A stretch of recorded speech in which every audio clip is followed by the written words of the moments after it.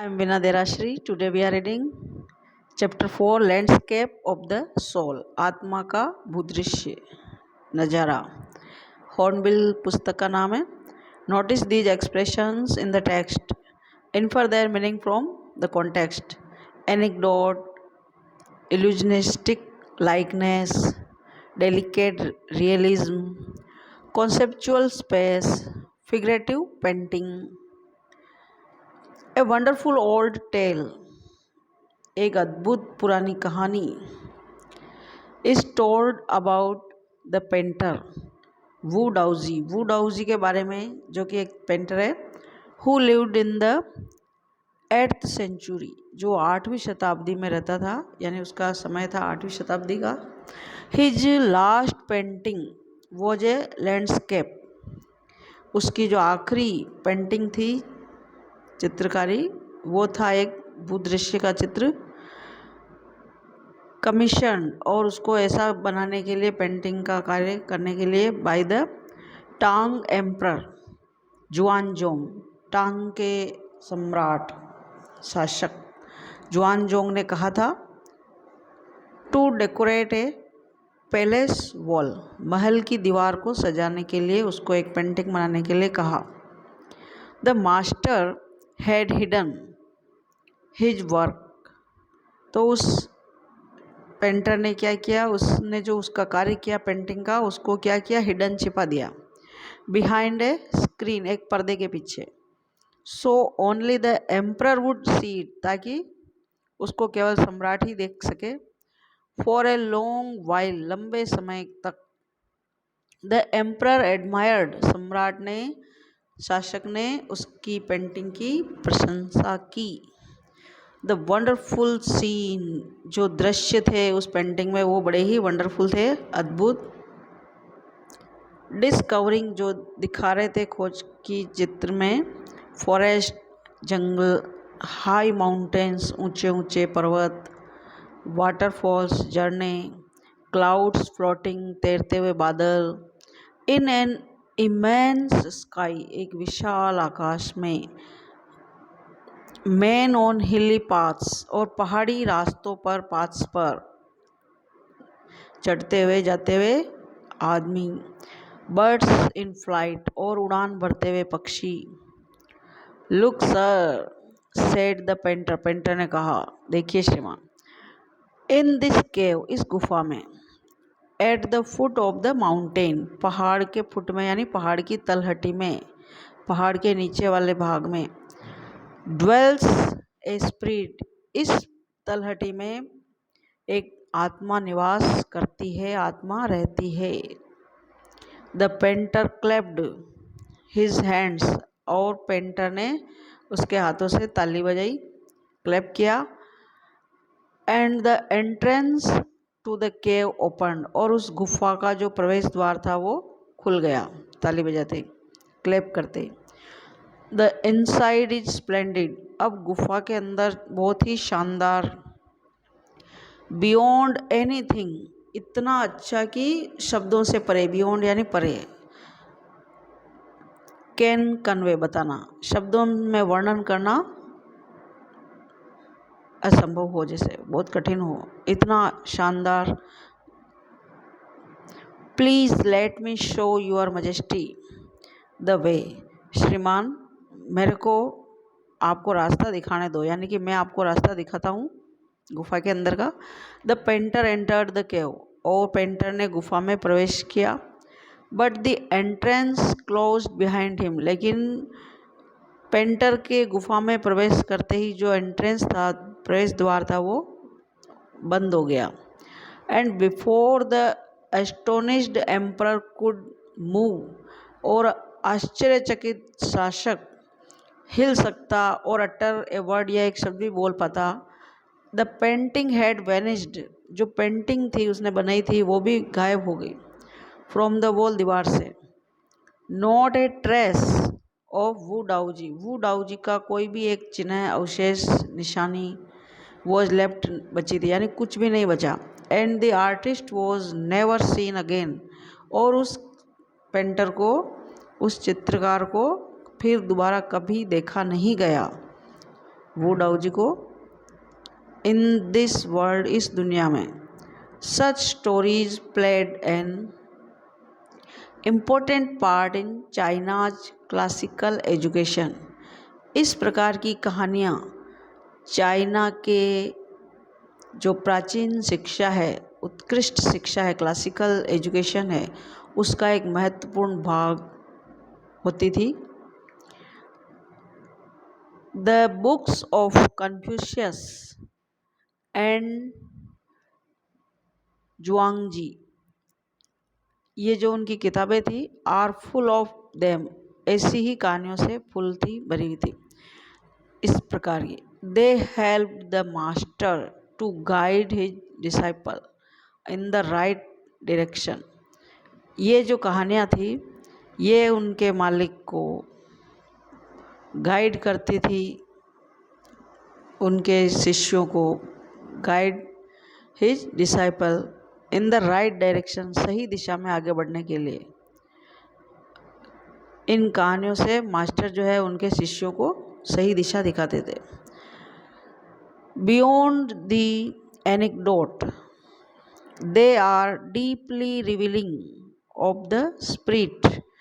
इन से परे जो रोचक कहानियाँ हैं, एनेक्डोट कहते हैं जिनको, बहुत ही गहराई से वो प्रकट करती थी स्पिरिट को, भावना को। इन विच आर्ट वॉज कंसिडर्ड, जिससे वो कला संबंधित थी, उस कलाकृति में जो विचार निहित होता था उसको वो बहुत ही गहराई से व्यक्त करती थी, प्रकट करती थी। कंट्रास्ट दिस स्टोरी, इस कहानी के विपरीत, और अनदर फेमस, या कोई अन्य प्रसिद्ध, वन अबाउट ए पेंटर, एक पेंटर के बारे में है, who wouldn't draw the eye of A dragon. इसी प्रकार की एक दूसरी कहानी है जिसमें क्या है कि एक पेंटर है, वो आँख का जो है चित्र नहीं बनाता है, ड्रॉ नहीं करता है ड्रैगन की। क्यों? ही हैड पेंटेड, जिसको उसने पेंट किया, बनाया, यानी ड्रैगन का चित्र बनाया लेकिन ड्रैगन की आँख नहीं बनाई। फॉर फियर इट, क्योंकि उसको इस बात का फियर है, डर है, इट वुड फ्लाई, कि ये जो ड्रैगन है ये उड़ेगा, आउट ऑफ द पेंटिंग, और उड़ करके पेंटिंग से बाहर आ जाएगा। तो आँख नहीं बना रहा है ताकि उसको देख कर उस पर हमला नहीं कर सके। विद एन ओल्ड स्टोरी, एक पुरानी कहानी के साथ, फ्रॉम माई नेटिव फ्लैंडर्स, मेरा मूल निवास स्थान है, जिस जगह का नाम है, ये जो लेखिका कह रही है, Flanders, that I find most representative of western painting, जहाँ मैंने पश्चिमी जो पेंटिंग होती है उनकी मैंने बहुत ज़्यादा पाई है, रिप्रेजेंटेटिव यानी उसके जैसी प्रतिनिधित्व करने वाली, उस स्थान पर मेरे को बहुत सारी मिली है।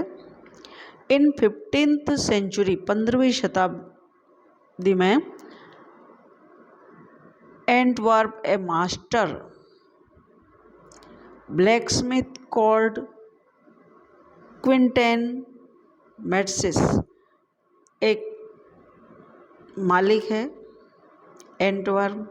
एंटवर्प, और एक लोहार है blacksmith, Quentin Matsys fell in love with a painter's daughter. तो यहाँ जो लोहार है ब्लैकस्मिथ जिसको कहते हैं, वो पेंटर की बेटी के प्रेम में गिर गया, यानी कि उसको पेंटर जो एंटवर्प है उसकी बेटी से प्रेम हो गया। The father would not accept, और पिता उसको स्वीकार नहीं करेगा, ए सन इन लॉ, दामाद के रूप में, इन सच ए प्रोफेशन, उसका ऐसा व्यवसाय इसलिए, यानी कि जो पेंटर है वो एक लोहार को अपना दामाद बनाना पसंद नहीं करते। सो इसलिए क्विंटेन जो कि लोहार है, स्निक्ड इनटू द पेंटर्स स्टूडियो, तो चोरी से, चुपके से, आहिस्ता से उसके स्टूडियो में गया, एंड पेंटेड ए फ्लाई, और उसने एक मक्खी बना दी, ऑन हिज लेटेस्ट पैनल, उसने जो रचना करी थी, उसका कार्य किया था, जिस पर वो कार्य कर रहा था पेंटर, उसकी जो नवीनतम रचना का कार्य था उस पर उसने एक मक्खी बना दी चुपके से जा कर के। विथ सच डेलिकेट रियलिज्म, जो इतनी सहज रूप से वास्तविकतापूर्ण लग रही थी, रियल लग रही थी, that the master tried to sweat, कि मालिक ने उसको स्वेट करने की कोशिश की, उसको मारने की या उड़ाने की कोशिश की, it away before he realize, लेकिन इससे पहले उसने महसूस किया, रियलाइज किया, वॉट हैड हैपन्ड, कि क्या हुआ होगा। क्विंटेन वॉज इमीडिएटली एडमिटेड, और जब पता चला, उसको महसूस हुआ, रियलाइज़ हुआ, तो क्विंटेन को तुरंत ही इमीडिएटली उसको एडमिट कर लिया गया, यानी कि उसको अनुमति मिल गई, उसको इजाज़त मिल गई एज एन अप्रेंटिस, शिष्य के रूप में, इनटू हिज स्टूडियो, उसके स्टूडियो में। ही मैरिड हिज बिलाउड, और फिर उसने उसकी प्रेमिका से, बिलाउड से शादी भी कर ली, and went on to become one of the most famous painters of his age, और उसके ज़माने का एक बहुत ही प्रसिद्ध पेंटर भी वो बाद में बन गया। दीज टू स्टोरीज इलस्ट्रेट, ये जो दो कहानियाँ हैं ये हमें इलस्ट्रेट करती है, समझाती है, what each form of art is trying to achieve, कि दोनों में ही कला का कौन सा रूप जो है अचीव करता है, उपलब्धि हासिल करता है। ए परफेक्ट, एक निपुण, दक्ष, इल्यूजनिस्टिक, भ्रमपूर्ण, लाइकनेस, समरूपता, यानी कि इतनी एक जैसी कि अचंभित हो जाए। इन यूरोप, यूरोप में the essence of inner life and spirit in Asia. अब यहाँ पर यूरोप और एशिया की जो पेंटिंग्स होती है उनमें थोड़ा डिफरेंस बताने की कोशिश की गई है कि inner life and spirit in Asia, Asia के अंदर जो, यानी कि जो चाइना वगैरह है, वहाँ जो पेंटिंग होती है उसमें आंतरिक जीवन पर प्राप्त की जाती है उपलब्धि। इन द चाइनीज स्टोरी, जो कि एशिया का भाग है, चाइनीज स्टोरी में the emperor commissions A painting, जो सम्राट पेंटिंग बनवाता है, एंड एप्रिसिएट्स, और प्रशंसा करता है, इट्स आउटर अपीयरेंस, इसकी बाहरी दृश्यों की जो उसको दिखाई देते हैं, but the artist reveals to him, लेकिन जो कलाकार है वो उसके सामने क्या प्रकट करता है, true meaning of his work, उसके कार्य का वास्तविक अर्थ। द एम्परर में रूल ओवर द टेरिटरी, सम्राट हो सकता है कि उसके क्षेत्र में ही शासन करे। ही हैज कॉन्कर्ड, जिसको उसने जीता है, भूभाग को। But only the artist knows, लेकिन केवल एक चित्रकार ही जानता है, कलाकार ही जानता है, द वे विद इन, जिस तरीके से, late me show the way, जब उसने कहा कि मुझे आपको रास्ता दिखाने दो, एंड डाउ, द डाउ, a word that means both, डाउ का अर्थ होता है, जो चाइनी भाषा का शब्द है, द पाथ और द मेथड, जिसमें रास्ता या तरीका, एंड द मिस्टीरियस वर्क्स, जो रहस्यपूर्ण कार्य हैं, ऑफ द यूनिवर्स, ब्रह्मांड के। The painting is gone, painting चली गई है, गायब हो गई है, but the artist has reached, लेकिन जो कलाकार है उसने वह हासिल कर लिया है इस गोल, उसके लक्ष्य को। Beyond any material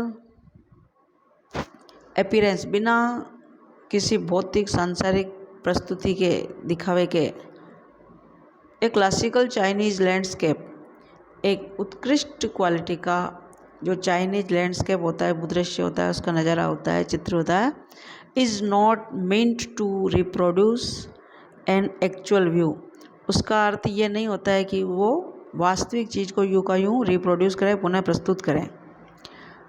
as would a western figurative painting, जैसा कि पश्चिमी, यानी कि जो यूरोप है, यूरोप देश, उनमें जो यथार्थवादी पेंटिंग होती है वैसे हूबहू दिखाई देने वाली पेंटिंग। वेयर एज, जबकि the European painter wants you, जबकि यूरोपियन जो पेंटर है वो चाहता है आपसे, टू बोरो हिज आइज, कि आप उसकी आँख से देखें, वो जो दिखाना चाह रहा है वैसे देखें। And look at a particular landscape, एक विशेष दृश्य को ही देखें। एग्जैक्टली, एकदम ठीक से। एज ही सॉ इट, जैसा कि उसने देखा, जैसा वो दिखाना चाह रहा है वैसा ही देखे। फ्रॉम ए स्पेसिफिक एंगल, एक विशेष कोण से, विशेष नज़रिए से। The Chinese painter does not choose a single view point.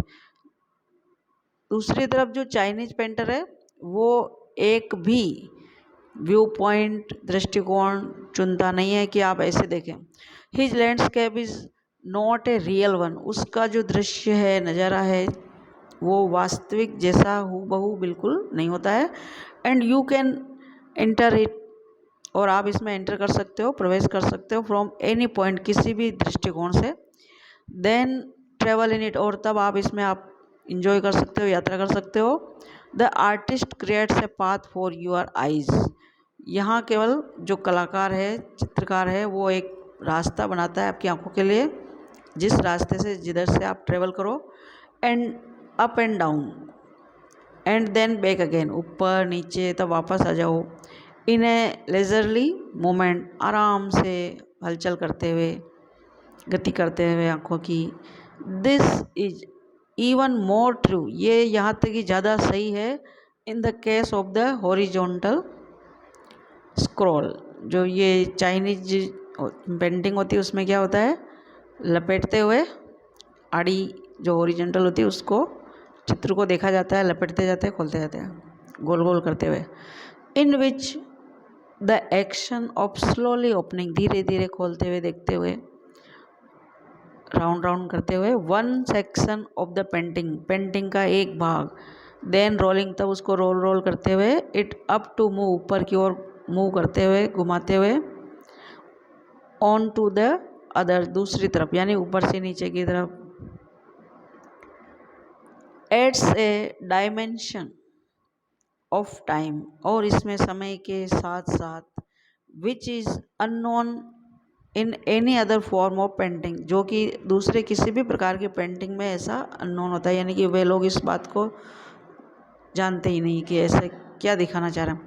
It also requires the active participation of the viewer, और चाइनीज पेंटिंग के अंदर ये रिक्वायर होती है, आवश्यकता होती है कि जो दर्शक है, व्यूअर है, वो उसमें एक्टिव रह करके भाग ले, सक्रिय रह करके देखे। Who decides at what pace, और वो ही निश्चय करता है कि उसको किस गति से देखना है, उसकी पेस क्या रहेगी देखने की, किस गति से। ही विल ट्रेवल, कि वो ट्रेवल करेगा, जैसे सफ़र करते हैं, यहाँ पेंटिंग को देखने का काम है, वो ट्रेवल है। Through the painting a participation which is physical as well as mental, तो यहाँ पर देखने का कार्य केवल शारीरिक रूप से आंखों का उपयोग करते हुए देखना ही नहीं है, इसमें मानसिक भी उतना ही होता है। The Chinese painter does not want you to borrow his eyes, Chinese चित्रकार ये नहीं चाहेगा कि आप उसकी नज़र उधार लें या उसकी आंखों से देखें। He wants you to enter his mind, वो चाहता है कि आप उसमें अपना दिमाग भी लगाएं। The landscape is an inner one, जो नज़ारा है, भूदृश्य है, जो पेंटिंग बनी हुई है, ये एक आंतरिक पेंटिंग है। ए स्पिरिचुअल, आत्मिक है। एंड कॉन्सेप्चुअल स्पेस, और इसमें विचारों और कल्पनाओं की भी एक जगह छोटी होती है कि आप अपने हिसाब से उसमें कल्पना कर सकते हो।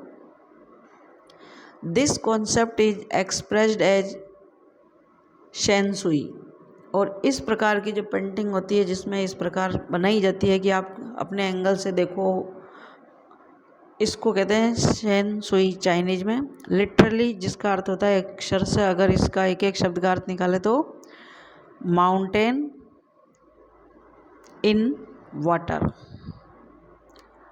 विच यूज टुगेदर, और जिसको एक साथ काम में लिया जाता है। यानी पेंटिंग में पर्वत होते हैं और पानी बहता हुआ होता है, तो पानी और पर्वत दोनों, इसका अर्थ होता है शेंसुई। और ये रिप्रेजेंट करता है द वर्ड लैंडस्केप। लैंडस्केप इसी को कहते हैं चाइनीज में, जिसमें पर्वत और पानी हो। More than 2 elements of an image, एक इमेज के, एक आकृति के 2 से अधिक तत्व। दीज रिप्रेजेंट्स 2 कॉम्प्लीमेंट्री पोल्स, ये 2 एक दूसरे के मतलब पूरक हैं, ध्रुवों की तरह, बिंदुओं की तरह, मुख्य बिंदु जैसे एक दूसरे को रिप्रेजेंट करते हैं। और रिफ्लेक्टिंग द डाउइस्ट व्यू, जो डाउ चित्रकार था उसके दृष्टिकोण को ये रिफ्लेक्ट करते हैं, प्रतिबिंबित करते हैं ऑफ द यूनिवर्स, ब्रह्मांड के। द माउंटेन इज यांग, यहाँ माउंटेन को यांग नाम दिया गया चाइनीज भाषा में। रीचिंग वर्टिकली, जो कि वर्टिकली होता है लंबवत, टुवर्ड्स हेवन, स्वर्ग की ओर मुख किए हुए। स्टेबल, स्थिर, warm and dry in the sun, और धूप में सूखा। While the water is yin, जबकि जो पानी है उसको चाइनीज में क्या नाम दिया गया, यिन। जो हॉरिजॉन्टल होती है, क्षैतिज आड़ी। And resting on the earth, जो पृथ्वी पर पड़ी हुई, आराम करती हुई। पानी, नदी, ऐसे। फ्लूइड, लिक्विड, द्रव। मॉइस्ट, नमी युक्त। एंड कूल, ठंडी, शीतल। तो 2 विरोधी है एक दूसरे के, लेकिन एक दूसरे के ये विरोधी नहीं होकर के क्या है, पूरक हैं। The interaction of yin the receptive, यहाँ पर जो यिन है वो एक तरह से रिसेप्टिव यानी ग्रहण करने वाला नेचर व्यक्त करता है, और फेमिनिन माना गया इसको, यिन को। एस्पेक्ट ऑफ यूनिवर्सल एनर्जी, जो ब्रह्मांड की ऊर्जा है उसको वो ग्रहण करने वाला माना गया, फेमिनिन को, यिन को। एंड इट्स काउंटर पार्ट, जो इसका दूसरा भाग है, पूरक हिस्सा, वो है यांग।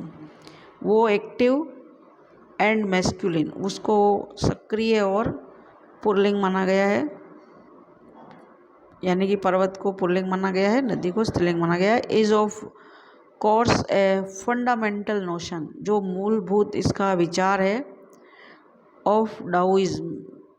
डाउ ने जो ये धारणा निकाली थी, खोज की थी, इसको डाउइज्म नाम दिया गया है, पेंटर को, पेंटर के नाम से उसकी विचारधारा को डाउइज्म। What is often overlooked is an essential third element, और अक्सर इन दोनों के बीच में एक तीसरा मुख्य जो है, बहुत ही आवश्यक मूलभूत तत्व है तीसरा, वो है द मिडिल वॉइड, बीच में खाली स्थान। यानी दोनों तत्वों के बीच में जो तीसरा हिस्सा है, जो मुख्य है, वो है middle void. Where their interaction takes place, जहाँ यह अंतक्रिया होती है खालिस्तान पर। दिस कैन बी कंपेयर्ड, और इसकी तुलना की जा सकती है with the yogic practice of pranayama. जैसे हम प्राणायाम की योगिक क्रिया का अभ्यास करते हैं, उससे हम इसकी खालिस्तान की तुलना कर सकते हैं। ब्रीद इन, सांस अंदर लेना। रिटेन, उसको अंदर रोके रखना। और ब्रीद आउट, सांस को बाहर निकालना। तो दिस सस्पेंशन ऑफ ब्रीथ, सांस का छोड़ना, is the void where meditation, जबकि जो मेडिटेशन का कार्य है, ऑकर्स जो होता है, the middle void is essential, जो बीच का भाग है, रिक्त है, वो है बहुत ही मूलभूत है, एसेंशियल है। Nothing can happen without it, और इसके बिना कुछ भी नहीं हो सकता, यानी मनन के बिना। खाली स्थान इसलिए छोड़ा जाता है कि वहाँ पर आप मनन करें, मेडिटेशन करें एक तरह से, तो ये सबसे ही एसेंशियल भाग होता है। हैंस, इसी प्रकार से the importance of the white unpainted space, जो बिना पेंटिंग किया हुआ जो जगह है, इन चाइनीज लैंडस्केप, चाइनीज नज़ारों में, भूदृश्यों में, उसका इतना ही महत्व होता है जितना उसका होता है मनन का। This is also where man finds a fundamental role, और साथ में यहीं पर व्यक्ति जो है मूलभूत उसकी भूमिका प्राप्त करता है, कि यहाँ पर उस व्यक्ति को कार्य शुरू होता है कि अब आपको सोचना है कि यहाँ पर कि पेंटर क्या क्या दिखाना चाह रहा है। वो अपनी कल्पना से देख सकता है, एंजॉय कर सकता है, आनंद कर सकता है, और उसका नज़रिया स्वयं का हो सकता है। इन दैट स्पेस बिटवीन, उस खाली स्थान छोड़े हुए के बीच में, हेवन एंड अर्थ, और वो जगह है जैसे स्वर्ग और पृथ्वी के बीच की। 2 ध्रुव हो गए, स्वर्ग और पृथ्वी, उसके बीच में स्पेस खाली छूटा हुआ है, वहाँ पर आपको मनन करना है, दिमाग के घोड़े दौड़ाने। He becomes the conduit of communication, और जो पेंटर है वो केवल उनके बीच का एक माध्यम बनता है। Both poles of the universe, ब्रह्मांड के जो दोनों छोर हैं उनके बीच का। हिज प्रेजेंस इज एसेंशियल, उसकी मौजूदगी आवश्यक है। इवन इफ, यहाँ तक कि भले ही इट्स ओनली सजेस्टेड, चाहे वो सुझाव ही देता हो।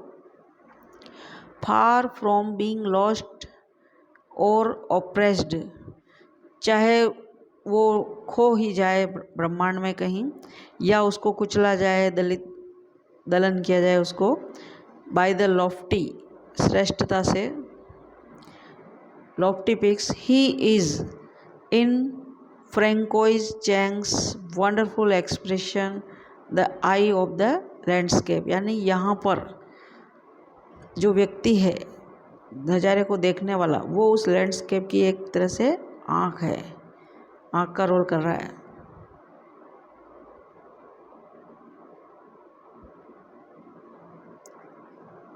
Accept from landscape of the soul, ethics and spirituality in Chinese painting slightly addicted, ये वहाँ से भाग लिया गया है। गेटिंग इनसाइड आउटसाइडर आर्ट, अब यहाँ पर एक स्पेशल थोड़ा सा जानकारी बढ़ाने के लिए कि गेटिंग इनसाइड आउटसाइडर आर्ट, अंदर पहुँचना और बाहरी कला, आउटसाइडर आर्ट, ये पेपर से यूँ का यूँ लिया हुआ है। When French painter gene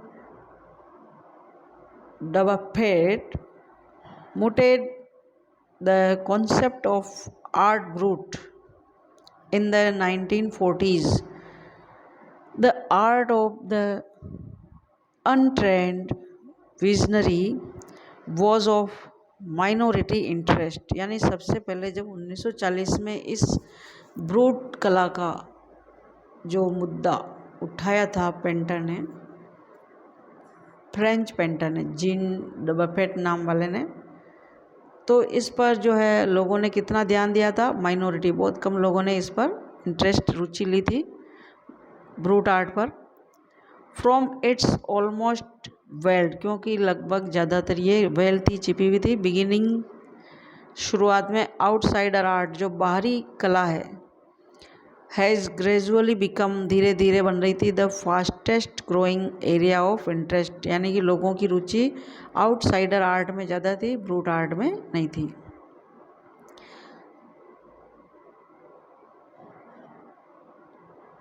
in contemporary art internationally, अंतर्राष्ट्रीय रूप से भी उस समय, उस दौरान, दिस जेनरे, ये जो शैली है, is described as the art of those who have no right to be artist. इस प्रकार की कला को तो कोई अधिकार नहीं है कि वो अपने आप को आर्टिस्ट कहे। As they have received no formal training, क्योंकि ऐसे आर्टिस्ट ने कोई भी औपचारिक ट्रेनिंग नहीं ली होती है, कहीं से ट्रेनिंग नहीं की होती है कलाकार होने की, इसलिए उनको, ऐसे कलाकारों को आर्टिस्ट होने का अधिकार भी नहीं था। येट, फिर भी, शो टैलेंट एंड आर्टिस्टिक, लेकिन उन्होंने अपनी प्रतिभा और कलात्मकता को दिखाया, इनसाइट, आंतरिक प्रतिभा को। Their works are a stimulating contrast, तो उनका ये जो कार्य था कलात्मकतापूर्ण, इसने बहुत ही रोचक ढंग से विपरीत परिस्थितियों में भी, to a lot of mainstream offerings, मुख्य धारा वाले जो लोग थे उनको धीरे धीरे उनकी प्रस्तुतियों ने ग्रहण किया। और अराउंड द टाइम, समय के साथ, शुरुआत में सीधे ही सफलता नहीं मिलती किसी को भी, अराउंड द टाइम, समय के साथ, डबफेट वॉज प्रोपाउंडिंग हिज कॉन्सेप्ट, वो उसने अपने धीरे धीरे करके अपने विचार जो है उसकी कला के रखे सामने। इन इंडिया, भारत में, एन अनट्यूटर्ड, बिना सिखाया हुआ, जीनियस वॉज क्रिएटिंग पैराडाइज, जिसने कि स्वर्ग की रचना की, बिना सिखाए किसी ने, बिना प्रशिक्षण लिए स्वर्ग की रचना की जा रही थी। ईयर्स अगो, वर्षों पहले, द लिटिल पैच ऑफ जंगल, इसके लिए क्या किया कि थोड़े से पैच को, क्षेत्र को, जगह को, जंगल के भाग को,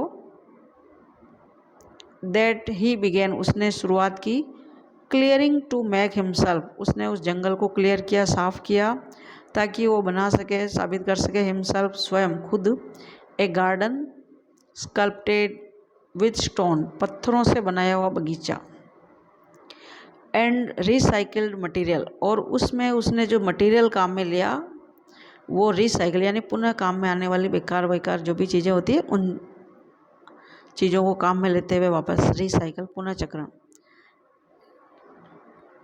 is known to the world today as the rock garden, जिसको आज रॉक गार्डन के नाम से पूरी दुनिया जानती है, वर्ल्ड जानता है, संसार जानता है। और वो कहाँ स्थित है भारत में? एट चंडीगढ़, चंडीगढ़ में, जिसका ये चित्र दिखा गया, रॉक गार्डन। ये पत्थरों से बनाया हुआ है, जंगल को साफ करके।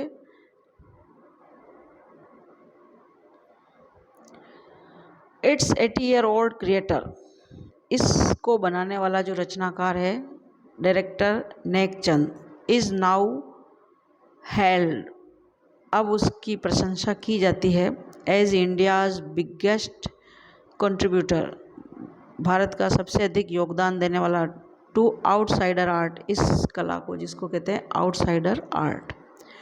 द 50th इशू स्प्रिंग 2005, यानी कि बसंत 2005 में जो ये नेकचंद है, इसकी रचना करने वाला, इसकी उम्र कितनी हो गई थी? 50th, 50वीं। तो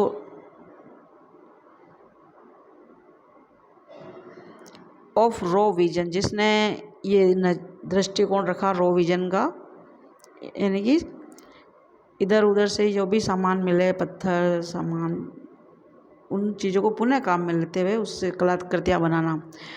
ए UK based magazine pioneer in outsider art publications,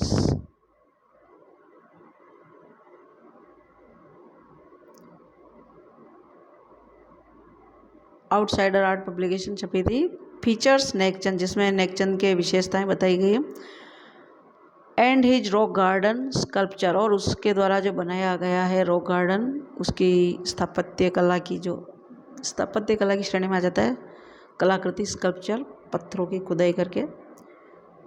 women by the waterfall, जिसमें उसने झरने के पास महिलाएं, ऑन इट्स एनिवर्सरी इशू, और इसकी वर्षगांठ के अवसर पर उसने ये कवर करते हुए, शो करते हुए। The notion of art brut art का जो विचार है, नोशन है, और रो या प्रारंभिक स्तर की कला का, आर्ट का, was of works that were in their raw state as regards cultural and artistic influences, anything and everything from a tin to a sink to a broken, यानी कि कहीं से भी कुछ भी चीज़ लेकर के, रॉ मटेरियल लेकर के और शुरुआत करके कलाकृतियाँ बनाना है, जिसमें चाहे टिन हो, सिंक टूटा हुआ हो, basin, broken down car, would be material, जो भी सामान मिल जाए, भौतिक वस्तुएं, for a work of art, उससे कला का कार्य करना।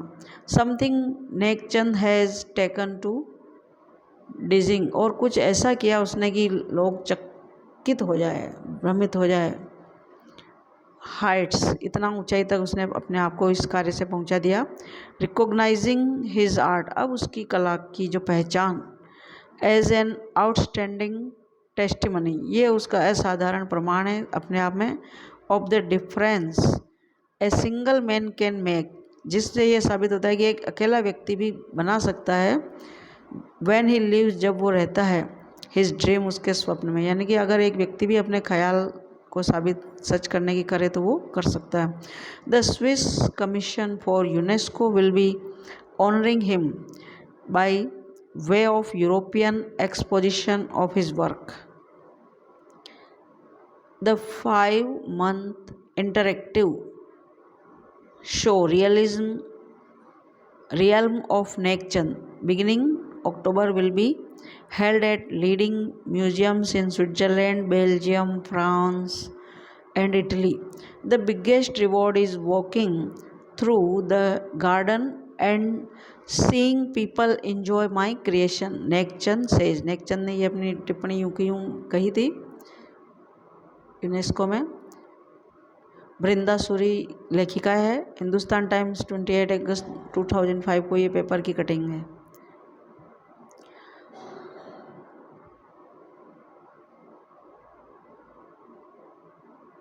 तो एनेक्डोट चित्रात्मक मज़ेदार रुचिकर कहानियाँ होती है, और इल्यूजनिस्टिक लाइकनेस इतनी हूबहू एक जैसा होना कि हम भ्रमित हो जाएं कि ये सांप है या रस्सी है जैसे। डेलिकेट रियलिज्म बहुत ही सहजता से वास्तविकतापूर्ण यथार्थवादी। कॉन्सेप्चुअल स्पेस जिस पर आपको विचार व्यक्त करना है वो एक खाली स्थान। फिगरेटिव पेंटिंग भौतिकवादी यथार्थवादी चित्रकारी।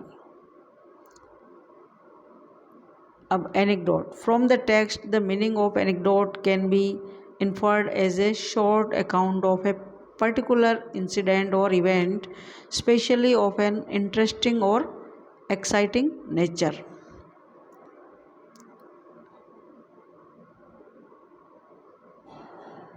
यानी कि मज़ेदार रुचिकर कहानी। Delicate realism it refers to the alluring quality of the art which makes it seem real.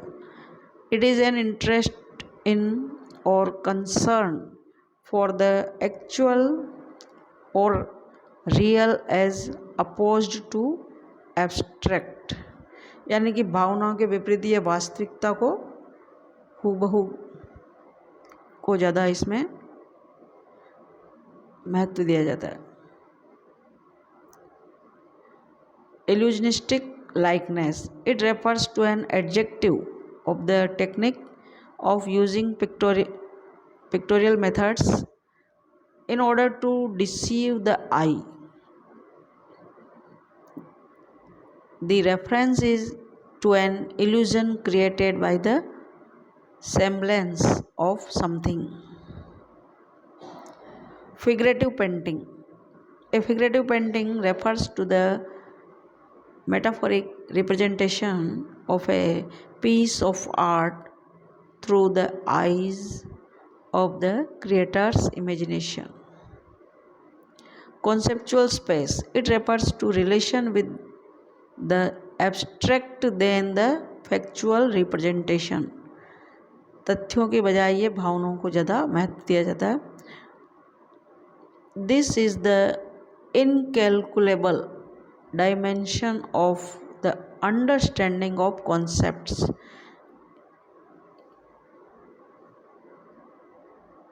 ये समझ पर ज़्यादा आधारित है। इसमें लंबाई चौड़ाई या आयाम पर फोकस नहीं किया जाता है चित्र के। Understanding the text question 1 contrast the Chinese view of art with the European view with examples.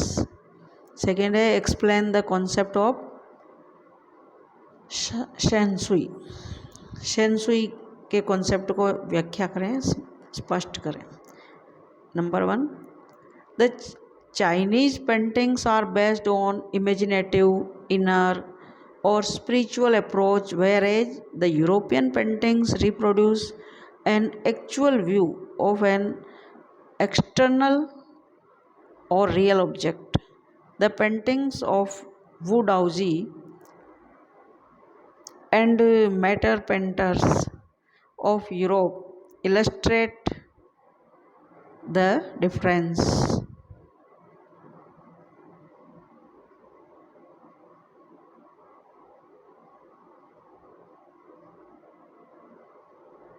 And master painters, Shensui meaning mountain water refers to a style of Chinese painting that involves natural landscapes. The landscape, which is an inner one, a spiritual and conceptual space. It represents the two complementary poles, yin and yang. reflecting the Taoist view of the universe. What do you understand by the terms outsider art and art brut or raw art? Outsider art और art brute या रो art एक ही बात है, इनमें आप क्या समझते हो? Who was the untutored genius who created a paradise, and what is the nature of his contribution to art? Outsiders art refers to those art who have no right to be artists. Outsider art में उनको कहा गया है जिनको कोई अधिकार नहीं दिया गया है, एज क्योंकि they have received no formal training yet फिर भी show talent and artistic insight. Art brut और raw art are the works of art in their raw state as regards cultural and artistic influences.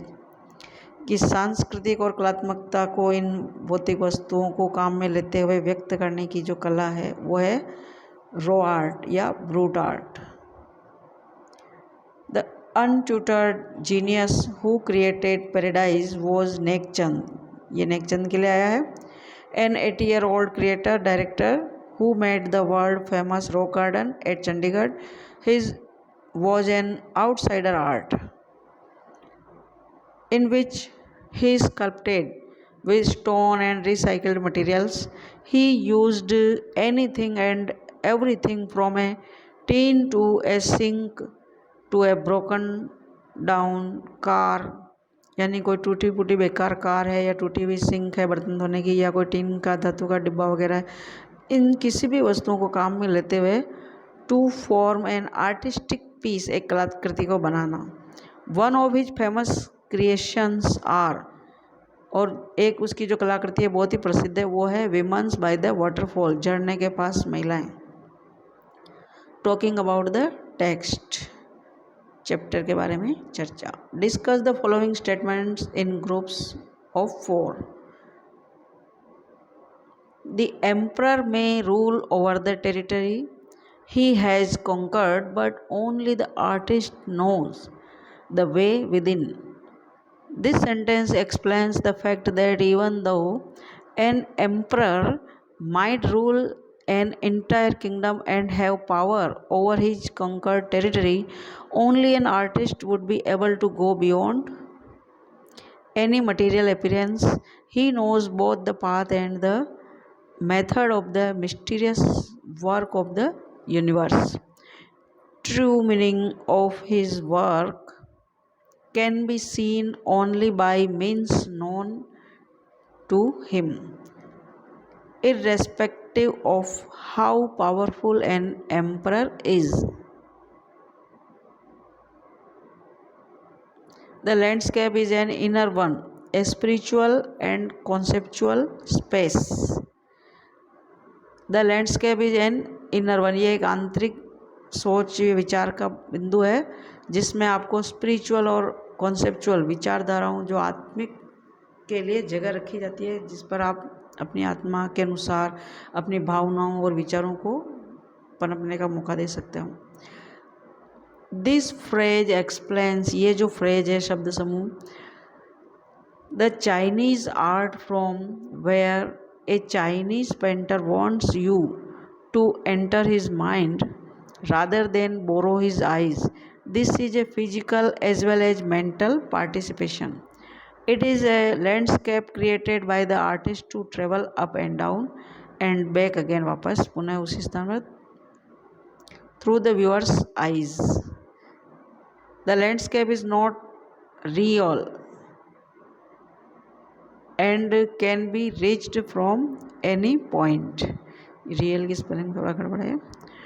Thinking about the language, find out the correlates of yin and yang in other cultures. The Indian culture, जैसे Chinese में Ying यिन और यांग है, वैसे ही दूसरी संस्कृति यानी जैसे भारत में लेते हैं कि stress on nature and God, प्रकृति और ईश्वर पर जोर दिया गया है। नेचर इज़ द येन, यहाँ पर नेचर को, प्रकृति को येन और फीमेल माना गया है पार्ट वेरे, जबकि God the creator is the male part, और ईश्वर को पुरुष भाग माना गया है। This concept also known as maya और ब्रह्म, यानी कि माया और ब्रह्म के नाम से भी जाना जाता है ऐसे ही विचारों को।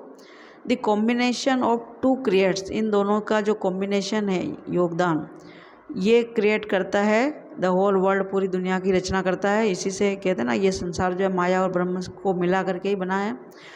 All it objects and also inhabitants, सारे ही इसके जो विषय, जितने भी पदार्थ हैं इस ब्रह्मांड में, और यहाँ के रहने वाले सजीव व्यक्ति से प्राणी जगत सभी आ जाते हैं पृथ्वी पर रहने वाले। What is the language spoken in Flanders, जो फ्लैंडर्स जगह बताई गई है वहाँ की लैंग्वेज क्या है, भाषा क्या है? तो French language spoken in Flanders which is a region in Belgium, ये बेल्जियम का एक क्षेत्र है जहाँ पर फ्रांसीसी भाषा बोली जाती है, फ्रेंच। Thank you.